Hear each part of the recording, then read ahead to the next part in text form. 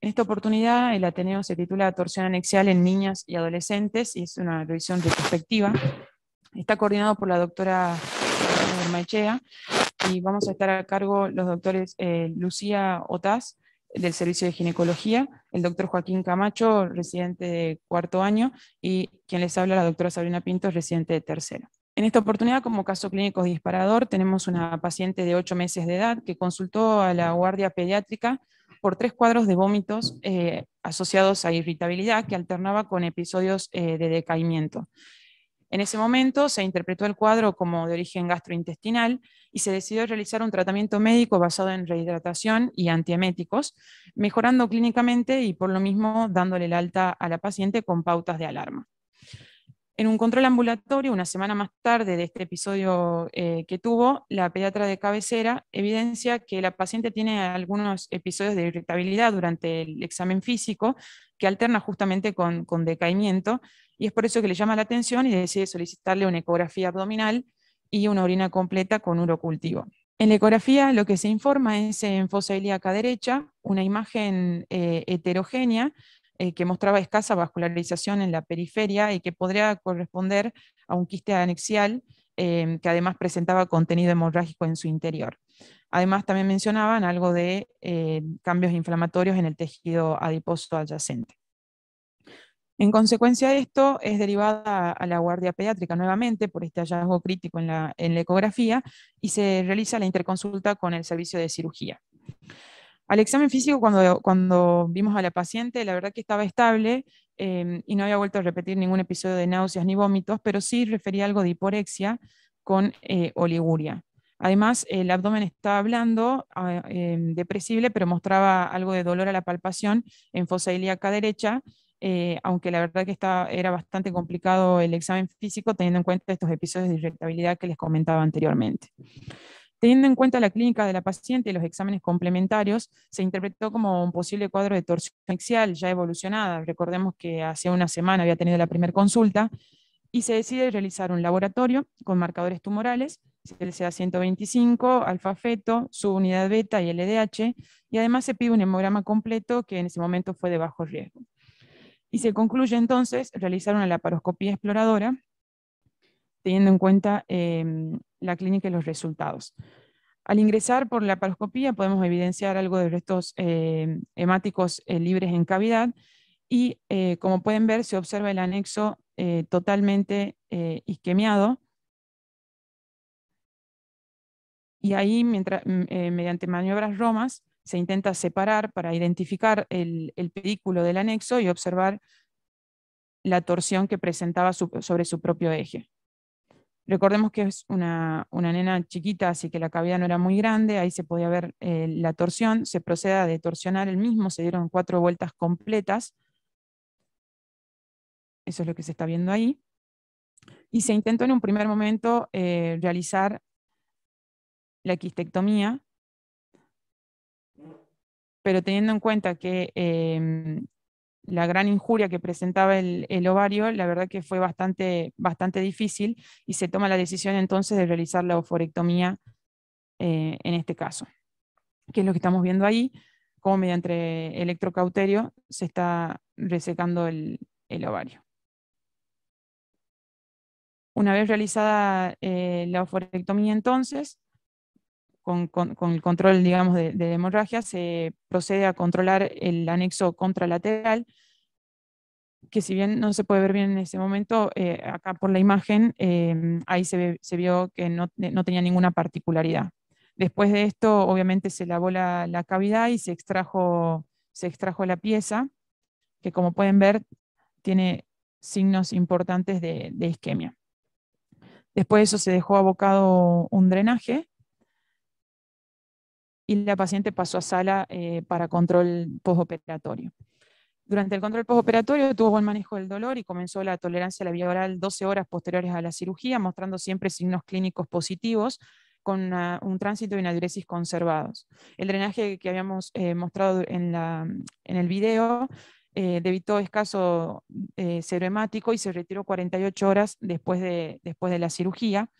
Y recordamos que habíamos pedido marcadores tumorales al principio, dando como resultados un alfa feto de 12,6, un CA125 de 100,7 y una subunidad beta de 1,5. La anatomía patológica hasta el momento, en este caso, está pendiente y la paciente recibió el alta a las 48 horas luego de la cirugía. Como artículo complementario, entonces, le presentamos este case report que fue publicado en el Journal of Pediatric Surgery, que se titula Torsión de ovario en una paciente de 2 años, que, como les mencionaba, muestra la historia también de una paciente de 2 años sin antecedentes previos, que consultó por vómitos y dolor abdominal en flanco derecho, con signos vitales normales. En ese momento se le decide realizar un laboratorio que, como única particularidad, mostraba 14.000 glóbulos blancos a predominio de polimorfos, y en una ecografía en donde se evidenciaba una torsión de ovario derecho, descrita como ausencia de flujo en el Doppler, como se ve en la imagen de la derecha. En ese caso, entonces, también se decidió realizar una laparoscopía exploradora, y al acceder a la cavidad pudieron ver el anexo que mostraba segmentos de isquemia importante, pero también se veía gran parte de tejido ovárico vital. Se procedió entonces a realizar la detorsión del ovario, preservando el mismo, se pexió el mismo, y la paciente recibió el alta luego de 24 horas. Se realizó ecografías postoperatorias de control en 2 oportunidades, y ambas mostraron los dos ovarios en condiciones normales. Lo que se plantea en este case report, entonces, como discusión, es que si bien se sabe que la frecuencia de torsión de ovario es similar a la frecuencia de la torsión testicular, la mayoría de las veces se realiza oforectomía versus una escasa cantidad de veces en la que necesitamos realizar una orquiectomía. Cabe destacar además, y lo mencionan los autores, que la torsión de ovario generalmente tiene un diagnóstico algo más tardío, teniendo en cuenta que también se sospecha muchas veces invaginación o apendicitis, versus el diagnóstico por ahí más rápido que se realiza frente a una torsión testicular. Pero entonces, ¿por qué pensamos nosotros que la oforectomía tiene mayor frecuencia que la orquiectomía? Y esto también es lo que se plantean ellos, y resaltan la importancia del impacto visual que tiene el cirujano frente a los hallazgos intraoperatorios, y que generalmente eso es lo que por ahí condiciona la toma de decisión en ese momento. Entonces, ¿por qué mencionan ellos que debería preservarse o conservarse el ovario durante la cirugía?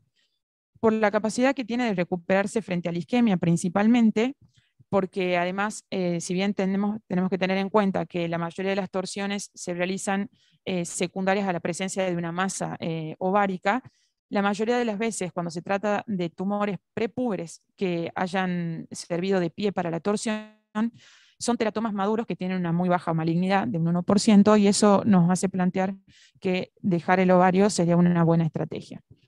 Y también mencionan la conservación de tejido ovárico sano con una resección parcial que mejoraría las condiciones inflamatorias del ovario.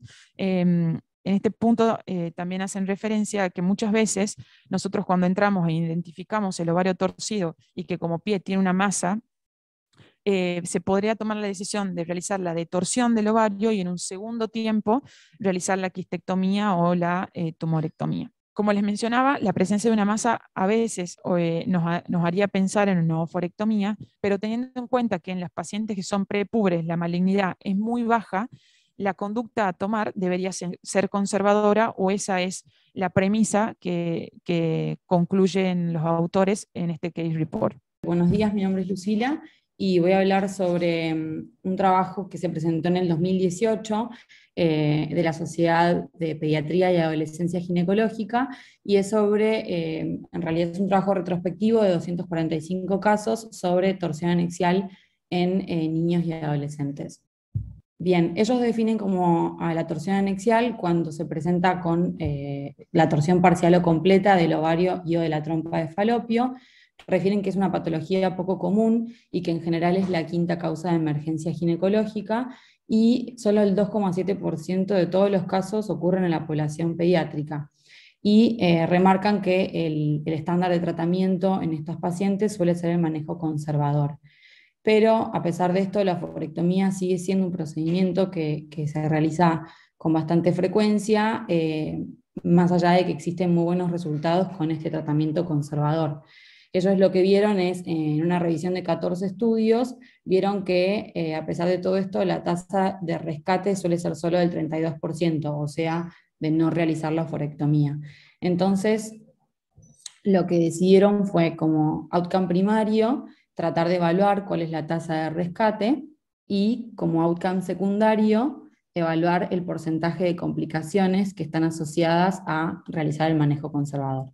Es un trabajo, entonces, como dijimos, retrospectivo, que incluye a todas las niñas con diagnóstico quirúrgico de torsión anexial en un hospital pediátrico, e incluyó desde el año 2007 al 2016, y lo que vieron fue de 245 casos que presentaban una edad media de 12,4, entre 3,3, tenían una edad media de 12,4, de 160 pacientes, que eran solamente 70% eran menárquicas, y 68 pacientes, que incluían un 30%, eran premenárquicas.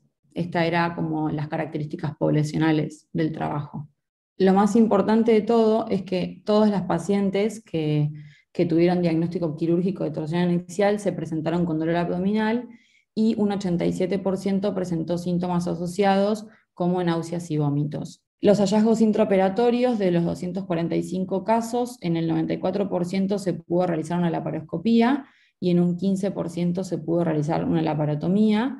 En las que se realizó la laparotomía, a 9 pacientes se las realizaron por el tamaño del quiste, a 4 por sospecha de malignidad, y hay 2 pacientes que la indicación no fue muy clara.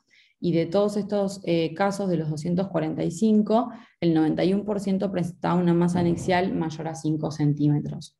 Los resultados, cuando decidían hacer la cirugía, el 79% se veía que tenía una lesión que podía ser funcional benigna o un tumor, y de todas ellas, el 95% se pudo conservar el ovario, y solo el 5%, que representa 12 pacientes, se le tuvo que hacer la oforectomía, y las causas descriptas fueron en 11 por necrosis, y en una paciente por sospecha de malignidad. Con respecto a los resultados, a los hallazgos patológicos que se encontraron en el estudio, del total de la serie de 245 pacientes, 160 eran pacientes que habían tenido su menarca, 68 eran premenárquicas, y 17 en la historia clínica, digamos, no especificaba. Dentro de las pacientes menárquicas, el 90% refiere el artículo que presentaba una patología asociada, y dentro de las patologías asociadas más frecuentes se encontraban los quistes paratubarios y paraováricos, y teratomas maduros en segundo lugar. Y con respecto a las pacientes premenárquicas, menciona que en el 50% no se encontró ninguna patología asociada, tanto, digamos, por la inspección laparoscópica como por la biopsia que se tomó en los casos que se resecó, digamos, el ovario, y las patologías más frecuentes eran todas benignas, que dentro de las que se encontraban los quistes paratubarios y ováricos en primer lugar, y los teratomas maduros. 29 pacientes de las series únicamente se detorsionó el anexo, y como les dije, la malignidad fue sumamente baja, la frecuencia fue de 1,2, 4 pacientes del total de 245, y dentro de los cuales se encontraron los teratomas inmaduros, el adenocarcinoma y un tumor seroso borderline. Con respecto a la recurrencia, el artículo nos menciona que la tasa, digamos, de esta fue un 3,4, en 8 pacientes, digamos, tuvieron una recurrencia. En todas se evidenció en el ovario homolateral a la primera torsión, o sea, el mismo ovario que se había torcido la primera vez, y en más de la mitad, el 62% casi, se realizó una oforopexia de estos pacientes con recurrencia. Las pacientes, con respecto al seguimiento, no menciona el artículo que no se requirieron reoperaciones para resecar el anexo detorsionado en una cirugía previa en las pacientes en las que solo se había hecho la detorsión, que no se evidenciaron casos de tromboembolismo luego de la detorsión. Bueno, menciona que la mayoría recibió un seguimiento posquirúrgico, que eso menciona es fundamental para digamos, el buen manejo de estas pacientes y evaluar la necesidad o no de llevar a quirófano nuevamente, y que la mayoría de las ecografías post-detorsión, en un 67%, 83 pacientes, mostraron ovarios normales con actividad folicular del lado homolateral a la torsión previa. Bueno, el artículo menciona que la tasa, digamos, de conservación ovárica en la serie fue el 95%, es una tasa de conservación sumamente alta, y que, como mencionaron previamente, se analizaron las complicaciones en torno a la conservación con respecto al tromboembolismo, la infección, la reoperación y la patología maligna asociada a esta. Menciona que, digamos, dentro del diagnóstico preoperatorio, la clínica sigue siendo el gold standard para detectar, para estudio de estas pacientes. En el 97%, casi 100, se describen dolor abdominal asociado a náuseas o vómitos. La realidad es que estos síntomas son bastante inespecíficos y también, como ya mencionamos, pueden confundirse con otros diagnósticos. Y dentro de las imágenes, la ecografía sigue siendo el gold standard para evaluar la anatomía y perfusión ovárica. Dentro de los hallazgos más importantes que se encontraron en la ecografía, se encuentra la ausencia del flujo Doppler y un ovario aumentado de tamaño con respecto al contralateral, casi 2 veces comparado al contralateral. Es importante remarcar que la presencia de flujo no descarta la torsión de flujo en el Doppler, ya que el ovario, digamos, se encuentra irrigado, tiene doble irrigación, y además lo primero que se afecta es el drenaje venoso y linfático, y luego recién el arterial. Entonces, dependiendo de en qué momento se encuentre la torsión, pueda tener más o menos flujo. Algunos otros hallazgos que se descubren en la ecografía es la distribución periférica de los folículos, la localización anexial anómala en la pelvis, digamos, en la ecografía, que evidencie un ovario que no se encuentra, digamos, en su lugar habitual, sino más centralizado detrás del útero en muchos casos, y el aumento del líquido libre en cavidad. Algunos puntos que menciona también en el artículo es que bueno, como la mayoría sabe, la torsión anexial suele presentarse con mayor frecuencia del lado derecho. Esto es debido a la interposición del sigma del lado izquierdo. Menciona también que las pacientes premenárquicas presentaron menos probabilidades de tener patología asociada, como ya lo fuimos mencionando a lo largo de las diapositivas, asociada a la torsión, contra las pacientes menárquicas, un 17 contra un 50% respectivamente.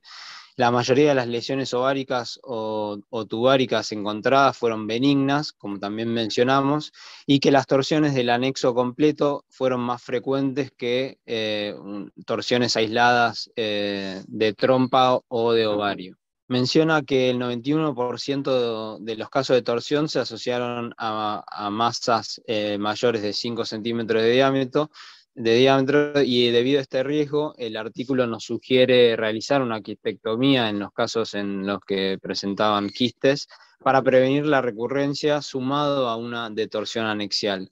Lo que sí menciona es que hay que ser cuidadosos en que, si los anexos se encuentran severamente hematosos y friables, la quistectomía podría generar más daño de lo que ayuda. Entonces, en esos casos, considerar realizar únicamente la detorsión, con el objetivo de preservar, de conservar el ovario, y en una segunda instancia, en un segundo tiempo, realizar nuevos estudios de imágenes y quistectomía programada.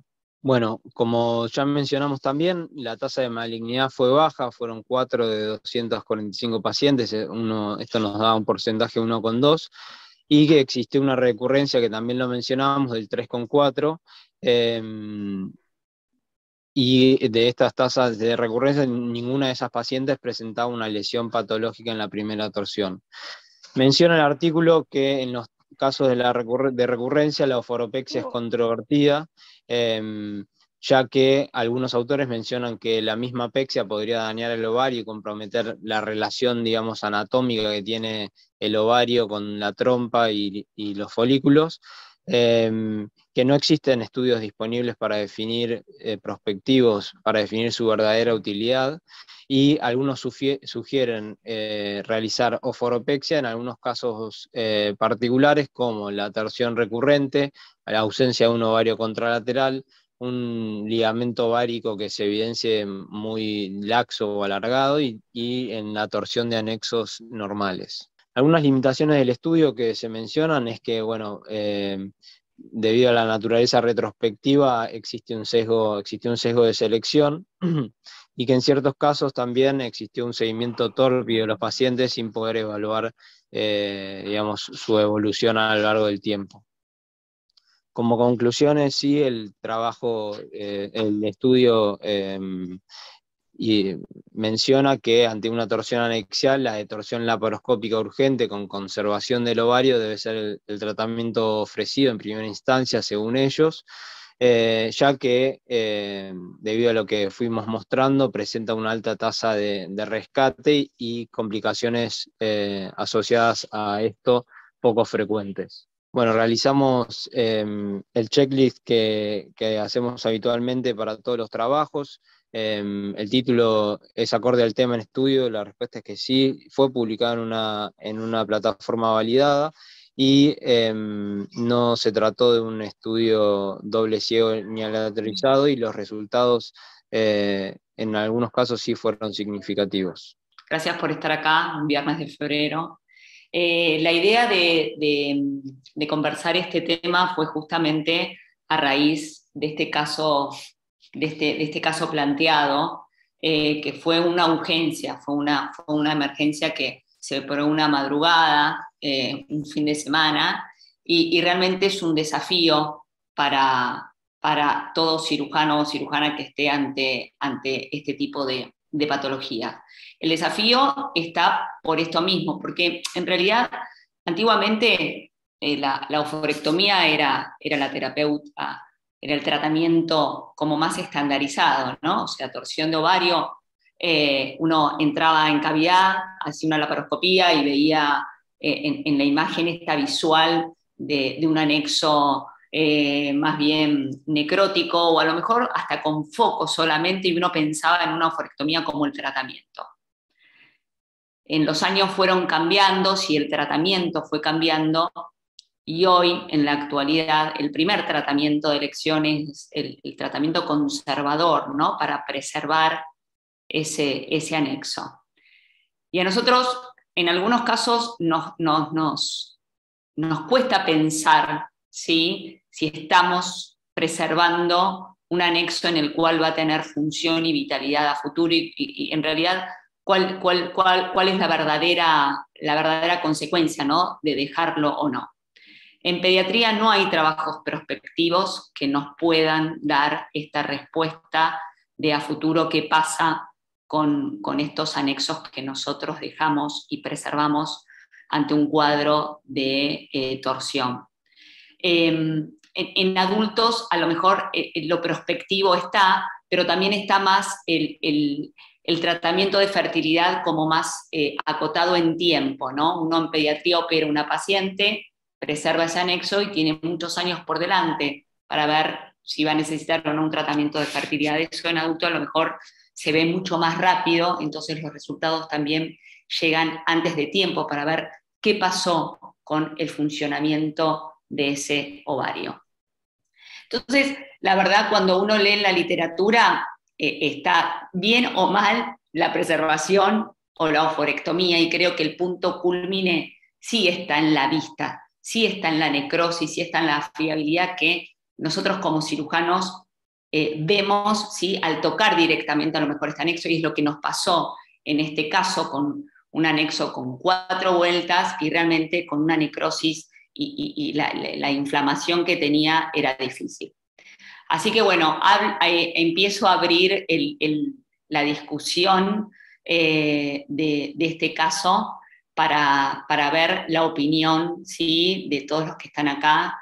Y Lisandro Piaggio, que es de Bahía, es cirujano general y urologo pediatra, que se tiene que ir. Así que, Li, me gustaría saber tu opinión. ¿Qué haces ante estos casos de torsiones anexiales? ¿Cuál es tu primer conducta en estas pacientes? Bueno, buenos días a todos. Gracias por la invitación. Felicitaciones por la presentación del caso y la bibliografía. La verdad que fue impecable. En el caso este particular que presentan, yo no veo demasiado conflicto porque se veía muy friable el tejido.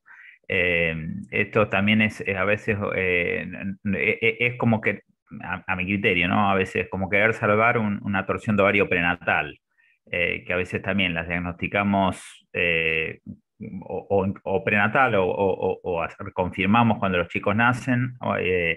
Y es cuestionable el poder salvar ese tipo de gónadas, si bien es cierto que incluso en alguna prenatal a veces uno ha detorsionado y hay algún reporte de que esos ovarios después son viables, pero no veo mucho conflicto en esta paciente en particular porque realmente el tejido está muy fiable, pero es cierto.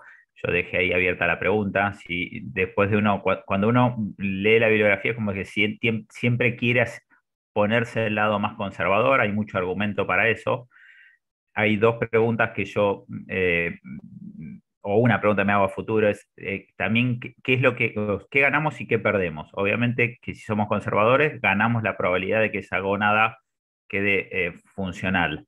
Lo que también me pregunto es qué pasa con la trompa, porque muchas veces con estos anexos se tuerce la trompa y estamos hipotecando muchos embarazos ectópicos, ¿sí? Entonces, es algo que también tenemos que poner el ojo. Con la oforopexia yo creo que no hay mucha bibliografía. Las veces que ha tratado de hacerlo, no solamente no se siente conforme cuando lo hace, sino que tampoco sabemos qué tan efectiva es. Así que eso me parece que lo dejaría de lado en la discusión. Pero sí el decir, bueno, el ponerse demasiado conservador en determinadas cuestiones, si no va a generar adherencias, trompas lesionadas que en el futuro generen embarazos ectópicos y no estamos generando también problemas a futuro, ¿no? Esa es la pregunta. Y por último, creo que también hay que hacer una diferencia creo que clínica entre las prepuberales y las pospuberales, porque en las chicas pospuberales uno como que suele estar mucho más la alarma, entonces es mucho más probable que uno pueda conservar una gónada. Muchas gracias, Edu. Gracias, Lee.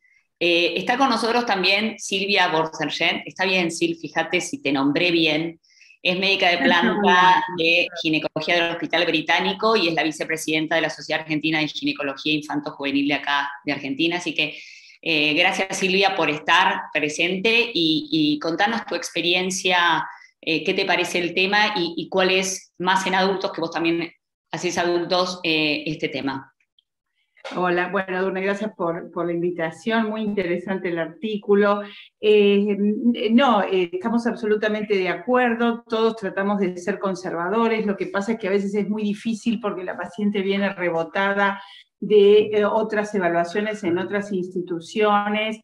A veces no es solamente la torsión completa, sino que la paciente tiene una subtorsión, duele y afloja, entonces se posterga mucho la laparoscopía. Entonces el primer mensaje es, ante un dolor de este tipo en una niña, la clínica es soberana, como bien dijeron en el artículo, la ecografía no es totalmente, digamos, no es 100% efectiva, entonces es preferible en estos casos llevar a la paciente al quirófano porque podemos salvar el ovario, así que totalmente de acuerdo. No estamos de acuerdo con la pepsia, por lo que decía el doctor Lisandro recién hace un ratito, por el hecho de las adherencias. Y una cosa que para mí sería interesante en las pacientes posmenárquicas que sufrieron una torsión, si bien el ovario recupera digamos, se hizo la quistectomía y el ovario sigue adelante, sería interesante en las pacientes posmenárquicas seguirlas en el tiempo y pedir un estudio funcional, fundamentalmente una antimülleriana, a ver cómo se afectó la reserva ovárica de esa paciente. Así que en realidad ese es el punto, que si bien orgánicamente uno puede verlo al ovario, puede hacer un recuento de folículos centrales posteriores en los ovarios conservados, es interesante ver la funcionalidad. Me pareció muy interesante en este artículo el hecho de la distorsión y postergar la quistectomía, porque estoy de acuerdo que puede ser un plus. Lo que pasa es que depende de dónde nos desarrollemos, porque a lo mejor en un hospital público donde la paciente no tiene otra oportunidad de volver, es también la única posibilidad de resolverle el problema. Esas son las tres cositas, depende de la institución donde uno esté y las capacidades también para resolverlo. Esos son los aportes que yo, digamos, puedo hacer, ¿no? Sí, en el artículo, en la discusión se habla sobre el segundo tiempo, ¿no? Cuando uno encuentra este anexo friable, necrótico, de extorsión, y después entrar en un segundo tiempo. ¿Hay alguien de acá de la audiencia que haya hecho eso, que lo tenga como un algoritmo, ¿sí? en su servicio o en su práctica? Porque en realidad en muy pocos casos se hace, y es más, yo nunca lo escuché, entrar en un segundo tiempo cuando uno detorsiona una masa para ver, ¿sí? cómo está. No, yo por lo menos no tengo experiencia, me llamó la atención, por eso también lo traigo, ¿no? Está Rosina también, que es médica del Casa Cuna. Hola Rosy, ¿cómo estás? Buenos días, ¿cómo andan? ¿Cómo es el manejo en el Casa Cuna de estas pacientes?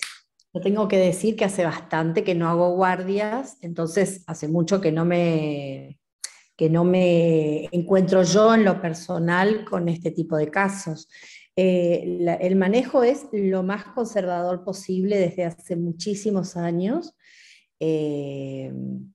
pero esto en 2 tiempos, que yo recuerde, la verdad que no lo he visto. Pero sí, a ver, desde hace 20 y pico de años por lo menos, se está tratando, antes el manejo del ovario era bastante discrecional, y desde hace ya muchísimos años es mucho más cuidadoso. Yo me preguntaba cuáles son, de paso, ¿no? Si puedo comentar algo que no tiene que ver con esto, cuáles son las razones por las cuales esta falta de diagnóstico y esta diferencia con respecto a las orquiectomías. ¿Qué es lo que piensan ustedes que pasa? Además de que el ovario es un órgano que está escondido dentro del abdomen. En realidad lo que pasa más en niñas y adolescentes, y a lo mejor más en estas pacientes, es primero que está escondido, como vos decís, y en cuanto al diagnóstico, ¿no? El diagnóstico nuestro es ecográfico, y uno va siguiendo estas masas anexiales en seguimiento ecográfico y clínico. El llegar tarde implica en que a veces creemos que es un quisteo funcional, entonces empezamos con el tratamiento, ¿sí? de anticonceptivos y demás, y siempre con pautas de alarma, pero bueno, me parece que es un órgano que, al no tenerlo tan palpable como el testículo, y yo siempre digo lo mismo, que los cirujanos infantiles nos formamos con la torsión testicular, las horas, ¿sí? de viabilidad del testículo, y creo que el ovario, primero, no lo vemos tan frecuente, a lo mejor como una torsión testicular, ¿sí? o en nuestro servicio, pero nos pasa eso. La no visibilidad, ¿sí? hace que muchas veces estas pacientes ya lleguen tarde, muchas son derivadas, y llegamos ya con una torsión anexial. La idea es llegar antes con la prevención, ¿no? que es lo que nos pasó en los últimos tiempos. Nosotros justo tenemos en los últimos años, en pacientes premenárquicas, éramos bastante conservadoras en cuanto al seguimiento ecográfico, y ahora ya no lo somos tanto.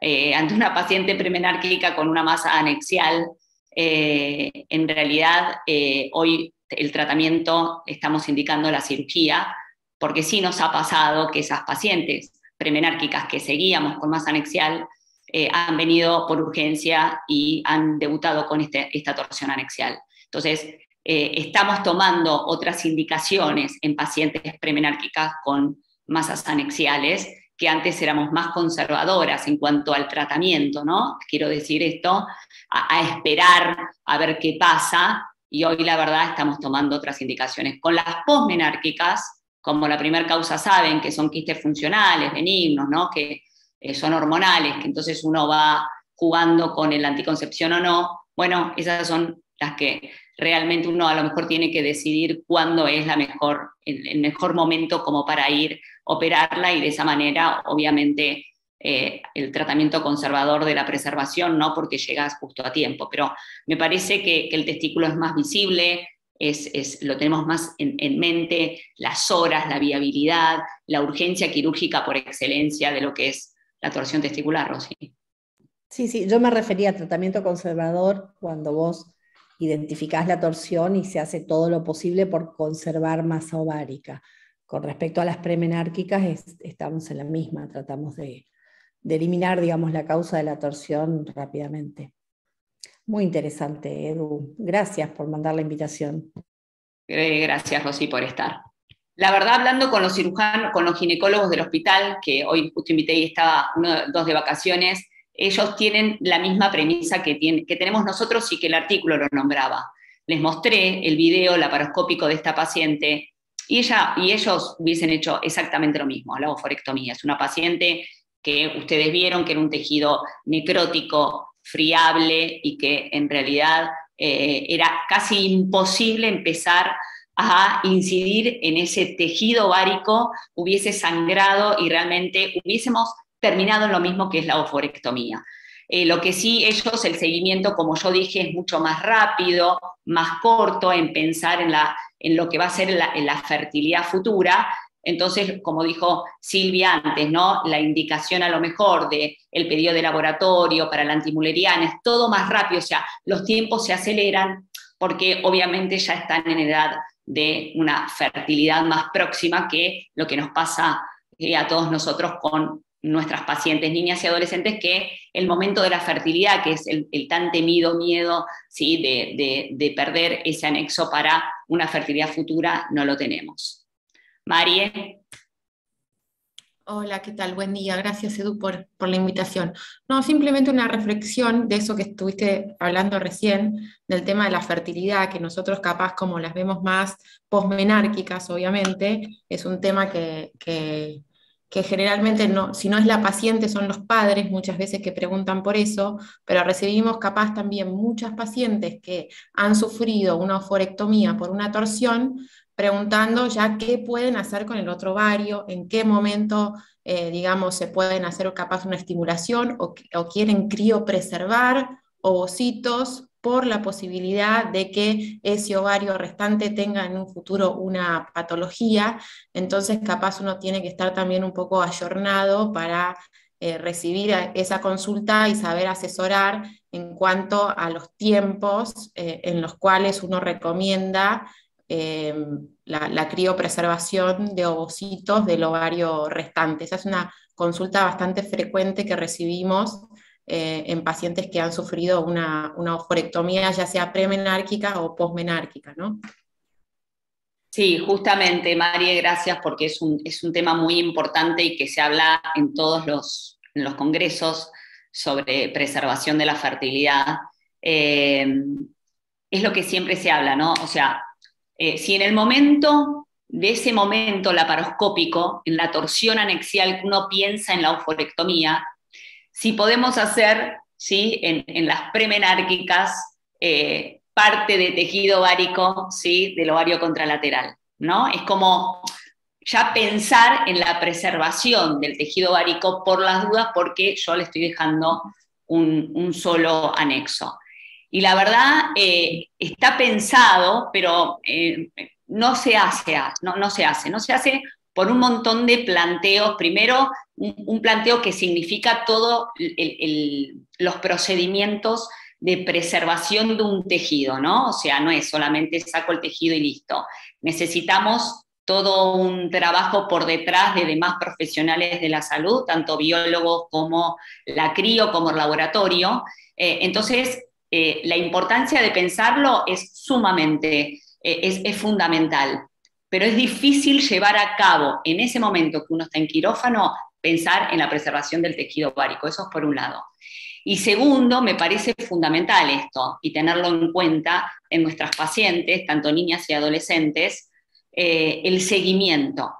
¿Sí? Como hacemos seguimiento de pacientes con enfermedades crónicas que después pasan a transición y pasan a los adultos, me parece un hecho fundamental que nosotros como servicio, ¿sí?, tenemos que tener, es el seguimiento de todas estas pacientes, también para seguirlas y hacer esta transición a la ginecología de adulto y a la fertilidad, porque son pacientes también posibles de tener un trastorno de fertilidad y de querer hacer una crío. O la crío la hacen a los 18 para arriba, o hay pacientes nuestras que están haciendo crío de óvulos posmenárquicas que también se les puede indicar. Así que lo fundamental de esto es pensarla para hablarlo con la paciente y con los papás, si no lo quieren hacer en la etapa de adolescencia, como decís vos, ¿sí?, la transición al adulto sabiendo, ¿sí?, qué pasó por esto. Es fundamental. Y otra cosa fundamental, lo que dijo Lisandro, es las torsiones tubáricas, que uno hace la detorsión, qué pasa con esas trompas y los embarazos ectópicos, ¿sí?, a futuro. Entonces, el seguimiento es fundamental, ¿sí?, pues esa paciente puede quedar embarazada, puede hacer un embarazo ectópico y uno lo puede prevenir, ¿sí?, con algún tratamiento de fertilidad también. Silvia. Sí, sí, lo que por eso hablábamos al principio de ver la funcionalidad restante del ovario, y sobre todo en los casos muchas veces en que hay una torsión de uno de los ovarios y en el otro ovario hay otra patología. Hemos tenido casos de teratomas bilaterales que se han puesto de manifiesto con la torsión de uno, que no hubo otra manera a veces se distorsiona y se hace la quistectomía del ovario torcido y la quistectomía del otro ovario. Es decir, cuando tenemos quistes bilaterales, es fundamental, hemos tenido pacientes, ver la reserva ovárica, y eso nos puede ayudar para ver la urgencia de hacer o no la criopreservación. Porque si tenemos una reserva ovárica más o menos conservada en una paciente adolescente, no nos surge tanto hacer la criopreservación de ovocitos, mientras que en otras sí, debido a la cantidad de tejido ovárico que se sacó. Así que que era un tema que antiguamente no se proponía, ahora los padres inclusive suelen proponerlo, porque es más la angustia de los padres que de las mismas pacientes, que son muy chiquitas. Y otro tema es que la preservación de tejido ovárico, si bien se hace, y se hace en casos, sobre todo en casos oncológicos, sigue estando dentro del terreno experimental, y eso también hay que decirlo por el consentimiento informado en estas pacientes menores, ¿no?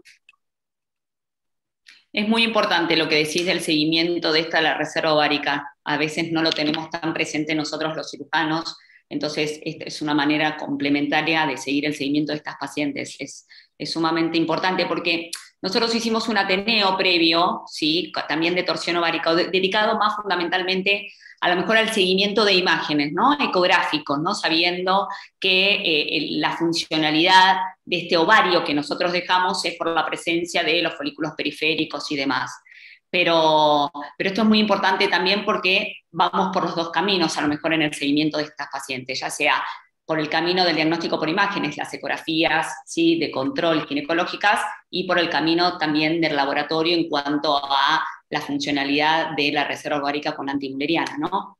Me parece que son casos importantes para empezar a tomar desde el punto de vista como multidisciplinario, ¿no? Son unas pacientes que van a tener que seguidas tanto desde el servicio de cirugía como gineco, entonces la importancia de ver esto en el contexto general para la preservación de la fertilidad futura de todas estas pacientes. El doctor Puideval quiere decir algo, que él operaba a estas pacientes hace muchos años. Hola a todos. No, interesante, y cómo la evolución en el tiempo hace aparecer nuevas interrogantes, nuevas preocupaciones, y pasamos de la preocupación de que fuera una cosa maligna, una torsión, eran hallazgos quirúrgicos generalmente. No teníamos la ecografía para verlos. y nos encontramos así. Yo creo que una cosa que lo mencionaron muchas veces al pasar, pero no lo remarcaron, es que la evolución en el tiempo del cuadro es lo que marca el futuro de ese ovario. Yo creo que a veces pienso que una torsión en un carcinoma embrionario de testículo de ovario es el mecanismo que tiene la naturaleza para curar el cáncer.